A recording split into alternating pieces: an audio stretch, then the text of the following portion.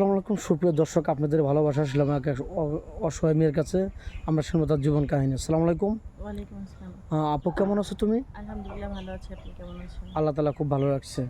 তো যাই হোক, তোমার নামটা কি জানতে পারি? আমার নাম মুসাররত লিজা। লিজা। তোমার হোম ডিস্ট্রিক্ট কোথায়? নওগাঁ। নওগাঁ জেলা না? তোমার ফ্যামিলি থেকে কে আছেন? আমার ফ্যামিলিতে মা, ছোট দুইটা বোন আছে। মা, ছোট দুই বোন। তোমার আব্বু আমার আব্বু নাই, মারা গেছে। মারা গেছে। তো যাই হোক, কী হয়ে মারা গেছে? রোড অ্যাক্সিডেন্ট ছিল। আচ্ছা, যাই হোক, আমাদের ক্যামেরার সামনে আসছো, তুমি কী জন্য আমাদের ক্যামেরার সামনে আসছিলা? আসছি সত্যি কথা বলতে, আমাদের নওগাঁ জেলায় আমাদের যৌতুকের চাহিদা বেশি। যেহেতু আমি একটা মেয়ে মানুষ, আমার প্রাপ্ত বয়স হয়েছে বিয়ের জন্য। তো আমার ফ্যামিলি বলতে হচ্ছে আমার মা, বোন। আমার মায়ের একটু চিন্তা আমাকে নিয়ে, যে যদি যৌতুক ছাড়া কেউ আমাকে বিয়ে করে বা আমার দায়িত্ব নিতে চায়, সেটাতে হচ্ছে আমার মায়ের জন্য ভালো, আমার পরিবারের জন্য ভালো। তো সেক্ষেত্রে আমি আপনাদের ক্যামেরার সামনে আসছি, যাতে আমি মনের মতো একটা মানুষ পাই। যাই হোক, তুমি পড়াশোনা কতটুকু করেছো? আমি পড়াশোনা এসেছি পর্যন্ত করছি। তোমার কি আরও পড়াশোনার ইচ্ছা আছে? জি, ইচ্ছে আছে বলতে কি, হ্যাঁ এখন আছে, ছিল বরাবরই, কিন্তু আর্থিক সমস্যার কারণে সেটা আর হয়ে ওঠেনি। কেউ যদি তোমাকে কোনো প্রবাসী ভাই বা বাংলাদেশে কোনো ভাই এই ভিডিও দেখে তোমাকে ভালোবেসে বা বিয়ে করে তোমাকে আবার কলেজে ভর্তি করে দেয়, তুমি কি পড়াশোনা করবে, চালিয়ে যাবে? অবশ্যই, এটা তো আমার জন্য সুখবর, আলহামদুলিল্লাহ। কেউ ভিডিওটা স্কিপ করবেন না।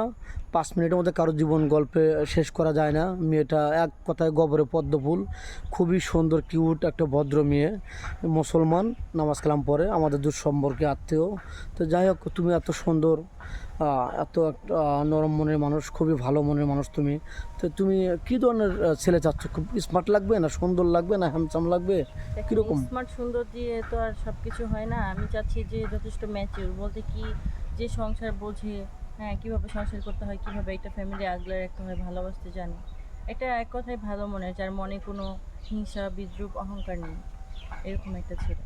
আচ্ছা, সে যদি বিবাহিত হয়, হয়তো তার ওয়াইফ অসুস্থ আছে, সে শারীরিক সুখ পাচ্ছে না বা কোনো শান্তি পাচ্ছে না, আর একটা ওয়াইফ তার দরকার, সে চালাতে পারবে, যথেষ্ট টাকা পয়সা আছে। ভালো কথা, তাহলে আমার আপত্তি থাকার কথা নেই, কারণ সে যদি চালাইতে পারে, দুজনের দায়িত্ব নিতে পারে, তাহলে আমার কি সমস্যা?